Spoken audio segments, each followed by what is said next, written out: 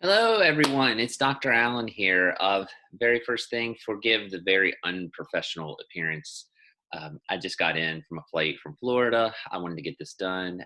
By the way, I'm not complaining. The weather was great, but I had hat, and I wanted to get this done, and I didn't think you wanted to look at a bunch of hat hair. So I guess at least I have a shepherd toboggan on.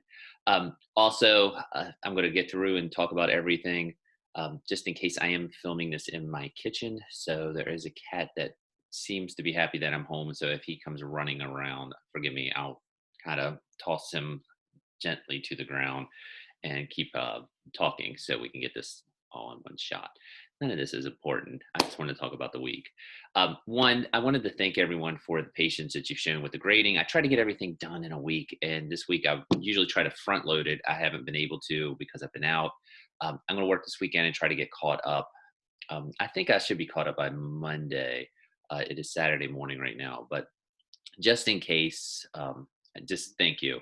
So, with all that being said, I want to talk about this week. There's kind of three things I want to talk about, and I'm going to try not to get bogged down. Like I say, I try to keep these videos around 20 minutes, but forgive me if I do get a little long. So, I just want to make some points. By the way, everyone's discussion boards and all have been great, well thought out. The balance with this class, because it's only first half of the semester class, I didn't want to overload you all, but I also wanted to make sure you were getting something out of it. The things on the discussion board and all have been great. The Ed Puzzle responses, great. Don't forget that you have the action plan. I believe I sent that out. That's kind of one of the bigger things. We're going to do something next week with the Wakelet. The Zen project stuff was fantastic, by the way. Let me just go ahead and make that point. The details that everyone put into it, I kind of just thought, a lot of times when I take these classes or took these classes when I was doing my master's and my doctorate, writing and graduate work is very important. A lot of times, though, I always wanted resources and ideas, and that was something I was hoping that you could get out of with the Zen project assignment with finding lesson plans and resources. So hopefully we're able to do that. And if you weren't, I apologize, but hopefully you kind of got at least one or two, if not 20.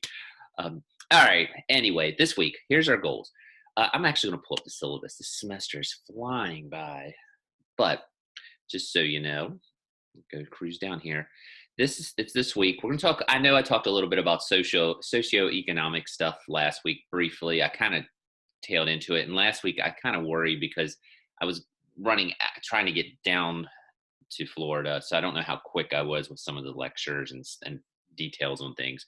So I want to make sure I hammer that home a little more clearly. Also, this week you have the discussion board on Lowen and you have an Ed Puzzle, and I'll talk about both of those here in a minute. But let's just go ahead and jump in. The week will be open. This should be open at the latest 12:01 on Monday morning, which is our start time. I try to get them open earlier than that, though. You know what? I'm just going to go ahead and talk about Lowen first before I do the PowerPoint that I posted up. It's a very, very, very short one, but just to kind of give you some ideas. This Lowen chapters that you're doing, I believe it was 9 and 10, and let me double check that I didn't write that on there. The one on Vietnam and all, that was always my favorite chapter in the book, or it is still. I guess it wouldn't have changed. Yeah, 10. Just making sure I put that on there properly. I think this is a very important chapter, no matter what you teach about, because these issues come up in your classroom. I have phrased the discussion question. I know, again, I default to social studies. I've said that a million times. But I don't want you to think about this just as a social studies issue. When you're reading these chapters or when you've read this chapter, think about it in terms of discussions that take place in your class. They take place in everyone's classes. And what I'm talking about is he gets into the idea of sometimes we shy away from talking about current or recent events in our classroom. And the main reason is they're hard. Again, when I taught social studies, it was a lot easier talking about people who no longer existed or that weren't alive. I guess there's no other way to put it, because there's usually not any ramifications. Think about it. It's much easier to talk sometimes about the War of 1812 than it is the Vietnam War, because you might have students whose grandparents fought in Vietnam, may have suffered. You may have, and you may have different opinions. Basically what I'm saying is, and I think what Lowen's saying is it's tough to talk about these type of recent events in the classroom. For example, Just in 2020, well, have you tried to, I'm getting a little quick here. Just think about even two major things that have happened recently, probably one directly related to this class and one that's still affecting all of us. 2020, with a lot of the Black Lives Matter movement. I mean, talking about those things in class, I'm sure in some areas might have been, it's a very, very important, by the way. It's just, it's sometimes talking about those things are difficult because a lot of times there might be confrontation, not only, maybe not from students, but from parents, from community members and all. So that's the point that Lowen's making. Sometimes the recent stuff is the harder stuff to talk about, or it is. So I'm just kind of looking for your opinions on that. Even if it's not really an issue related to multiculturalism or such, but it is something probably more political or that affects all of us, is the pandemic and the issues of vaccinations versus non-vaccinated. I'm not here to even get into that. That's not my, I'm not going to get into the actual my position or what I think your position should be, but just talking about those things in your classroom, or if it would come up, it would be, it's sometimes is a lightning rod. And I think everyone knows these things come sometimes spontaneously. It just you may be talking to your students and the topic comes up. Do you just drop it or do you pick it up and roll with it? And I think that's what Lowen's getting into. So that's what your discussion board is about. What are the challenges that teachers face when discussing recent events? And what are some advantages about talking about recent events? I've always found it's actually really beneficial because you can make connections and it's shared experiences, but it can be tough. I had a young lady when I was teaching whose mother passed away at the Pentagon in 9/11, and that was a topic I taught in my standards. It's hard to talk about that because there's someone who really had a tragedy connected to that. I mean, we all felt pain when that happened, but it can't compare to someone who actually lost someone. So again, just think about that with your Lowen. All right, next thing, you're going to do a TED Talk also. That's on the Ed Puzzle. That is about a 12-minute video, might be 13 minutes. And it's about a teacher from Eastern Kentucky. I thought it would connect a lot to some of the things that, whoops, sorry, I hit something there. If there was an awkward pause. Let me hit that and hold on. Sorry if there was a little pause there. I'm not in my normal recording location. So I had to check something. Let me reset there. You're going to have an Ed Puzzle that's actually on Appalachian students and a teacher from Eastern Kentucky, which is very connected to West Virginia, I think, and a lot of similar issues. It's about 12 to 13 minutes long. I really didn't put a lot of questions in it. I didn't put any questions in it, actually, except for the very end. And it's just something where I want your opinions on what are some things that we can do in West Virginia to maybe keep students here. I like this video only because I don't know where everyone's from. I'm assuming most people are either from the Eastern Panhandle, maybe Maryland, Virginia. We don't face the same issues that they do, not even an hour or two west. And the farther south you go in West Virginia, it even gets much different. In terms of job opportunities, money that can be put into schools, things like that. If you keep up with things such as the census, the 2020 census, West Virginia lost a population. We lost a congressperson because for the first time in a long time, we're going to have 2 instead of 3. People are leaving the state. And it's because a lot of young people don't stay here. And a lot of that is socioeconomic type issues. The TED Talk gets into it, so I'm not going to spoil it too much, but please watch that. Just watch to the end. And there's a question at the end, just answer it. That's the only question. It is an open-ended question. So it's good, I think. And it relates more to our home state. Was born in West Virginia. I have a lot of West Virginia pride. Even after being in that nice weather in Florida, which, I came home and I was like, holy moly, it's 40, 50 degrees cooler. But, it's sad sometimes to see all the people leave the state because it is a great state with a lot of good people. But I also understand it. You can't, issues. He talks a little bit about the coal industry because Eastern Kentucky it's like Southern West Virginia, a lot of coal. And a lot of those places are starting to close or becoming more, technology kind of eliminates jobs, and there's just not a lot of money there. So again, watch the TED Talk. I think it relates a little bit about some of the issues.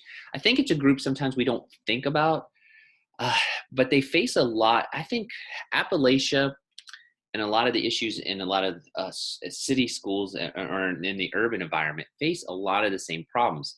A lot of stereotypes, uh, low test scores because probably of money that's put into the schools, um, literacy rates, things like that. So I'm just telling you, it's a good video. It's just a TED Talk. It's just him up there talking about things. It's about 12 minutes long. Check it out. Finally, the last thing I want to talk about, it was actually our main issue, and it does connect to the Ed puzzle, is I'm opening this twice, but it's, this elements of a socioeconomic status. And there's a lot of things that kind of make up the battles with this. And by the way, I don't want to take any credit. These are all different researchers and all. These are not Dr. Allen's, this is my big four or anything like that. But I just wanted to kind of summarize a little bit some of the things that influence socioeconomic status for students and in terms of teaching. Occupations of family or parents, education, what's your highest degree? And by the way, I got to watch that. Let me rephrase that. I think do you have an advanced degree? It doesn't necessarily always have to be at this point. I think a BA or an MA or even a doctorate of any sort. It could be some sort of advanced vocational skills. Heck, a lot of times they make more money than anyone. So income, of course, is a big one with socioeconomic, but I think that's the one most people associate with it. And of course, housing value. That actually goes back into the Appalachian video also.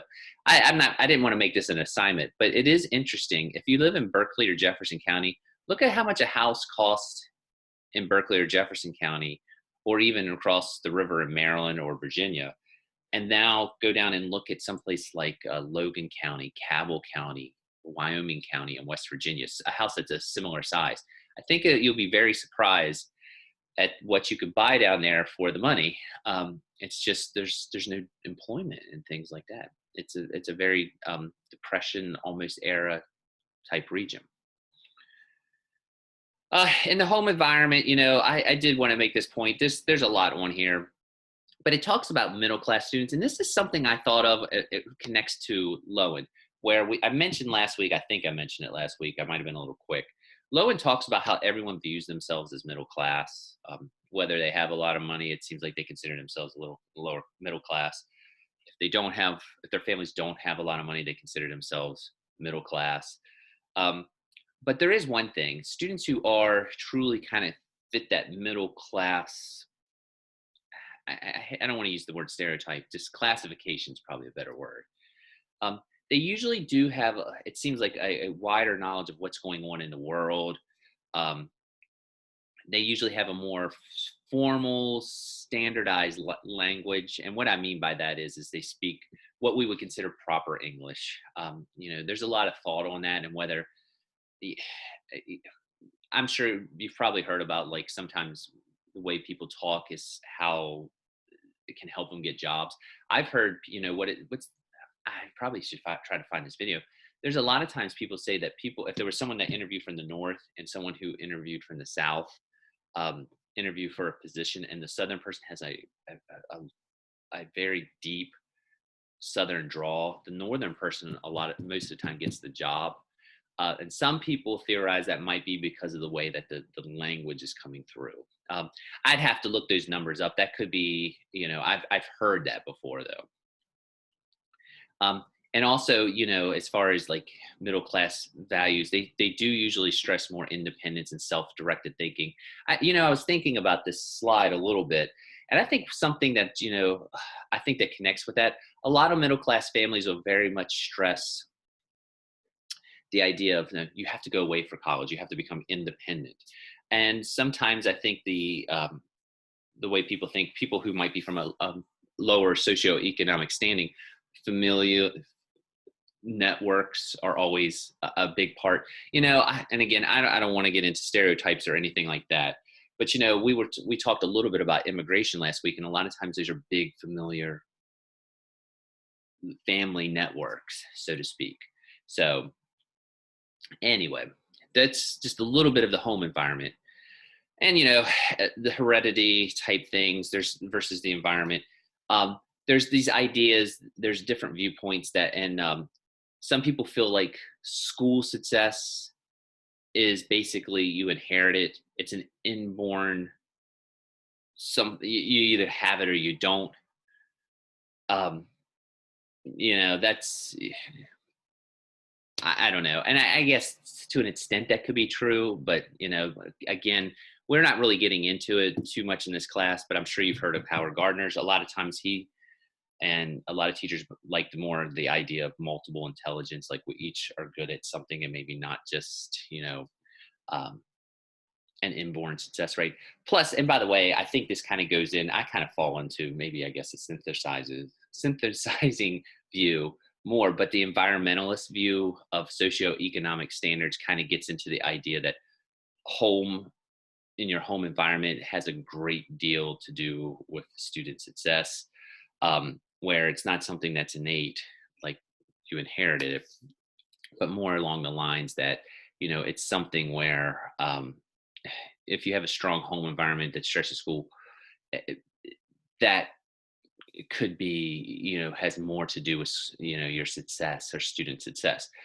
Let me say this though, there's a lot to go with that. I mean, if you're teaching someone who's a single mom who's working 2 or 3 jobs, it's not that she doesn't want her student or her child to do well.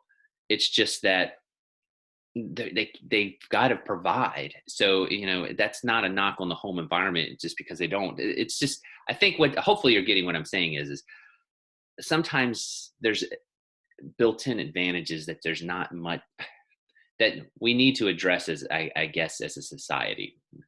I think that's a good way to put it. Um, some people believe that there's a little bit to this. Uh, maybe there's something in some students, and I'm sure, I think most of the people in this class are already teachers, and you do have students who have that extra gear, so to speak. I wish I had it. I'll be the first to say, I think I was always a worker more than I had something. I don't know, you probably, after seeing these videos, you may wonder about anything up here, but, are you a worker or, and then, I had a gear, but I don't know if it was as high as some students. But also, I will say this: I had a mother. I come from basically a single parent home who very much stressed school. I did have a strong network of family that was around. So even when my mom was working, I had grandparents, I had aunts, I had uncles who made sure that I was doing what I needed to do. Um, so, there was a little bit, I think, of a combination there, but I don't know. My SAT scores or anything are not nothing this is write home about. So, probably a lot of this and just a little bit of this. But again, it's that, hopefully you're grasping what I'm saying.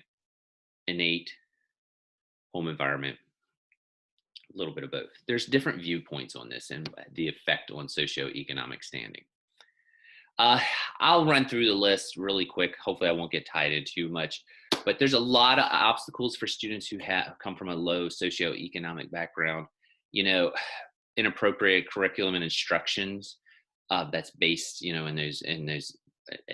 education materials.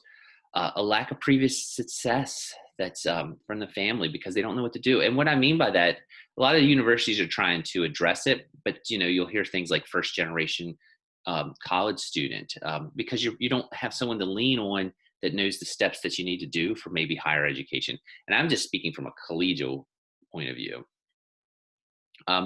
There's too much low level learning, maybe people that don't have enough to help students with advanced math, things like that. A lot of times working class schools are just not as nice or have the resources that maybe schools in more gentrified suburban type settings have. A lot of times there's teacher student background differences. You know what? I will make this point if you've made it this far in the video. That was something, I just went to this conference and we were talking about the territories in the United States. This is a little bit of a precursor for next week, but they were talking about how some of the territories prefer to, I'm talking like America, Samoa, the US Virgin Islands, Puerto Rico, and such, and how, and Guam, and how they like to hire teachers who have from those areas because they have shared experiences with the students. Even Hawaii came up, which I'm going to have to research a little bit before I talk about that, but that was something in the conference that was discussed. It was very interesting. Um, there's, you do, students do fight teacher stereotypes or perceptions. That obviously you hope that isn't the case, but it does happen. Um, there's that homogenous type grouping of students, like of similar abilities. This is something you've probably had in some of your instructional classes, but the idea of, putting students of different abilities in the same class. I'm sorry, let me rephrase that. Students of similar perceived abilities in the same, groupings, reading levels and things like that. A lot of people are more of the mixture, what's the old saying, a rising tide lifts all boats. I'm doing that. That's what I'm trying to get into there. Student who might be a high level reader be grouped with student who is maybe struggling a little bit with reading. Of course, overloaded schools, big classes, teacher inexperience, because so many teachers are leaving the field. You're getting a lot of teachers who haven't experienced a lot of things. I don't want to make this about me, but I'd love to get my first 3 years. I'll say, yeah, first 3 years. I felt in year 3, I started to really, everything started to slow down. But man, I sometimes look back on the year 1 and 2. I'm like, man, I would love to have those 2 years back. No, if I knew then what I know now, because I was a much better teacher, at 5, 6, 7, 15 years down the road than year 1 and 2. But that's a natural thing. But again, experience is a big thing. And one other thing, negative peer pressure, I think that kind of goes a couple of different ways.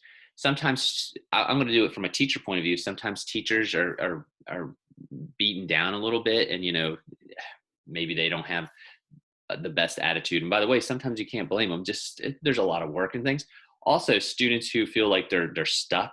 So the attitude might not be the most positive atmosphere, I guess is what I'm saying. Let me rephrase that. The attitudes in a school may not be the most positive. So, it might wear on students. These are just some groupings and things. And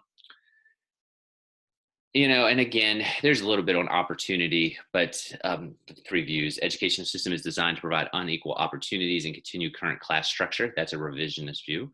Traditional view, education system provides opportunities for working class students to achieve social mobility. I think that's what Lowen gets into a little bit. The idea, he talks about it in the 2 chapters you're reading, that if you're talking about textbooks, they always end on a positive note. And I think it's the idea of the American dream, so to speak. And then, of course, the intermediate view, although there are some opportunities for working class students, more can be done. So, and I guess that's maybe even a realistic view. That's this week. I know I kind of bust through that, and I hope I didn't get too tongue-tied. This is all posted, though. If you have any questions, feel free. This week, though, it is Edpuzzle discussion board. Don't forget your action plan. We're coming up close to the end.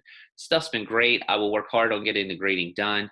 Thank you for bearing with the toboggan. It was not my dream to do this, but I wanted to make sure to get this filmed as quick as I can so I can get this week built for you. I try to get them open on Sunday afternoon, so I know some people like to go ahead and get a head start. I can't promise it, but you'll know if I did or didn't when you see this video.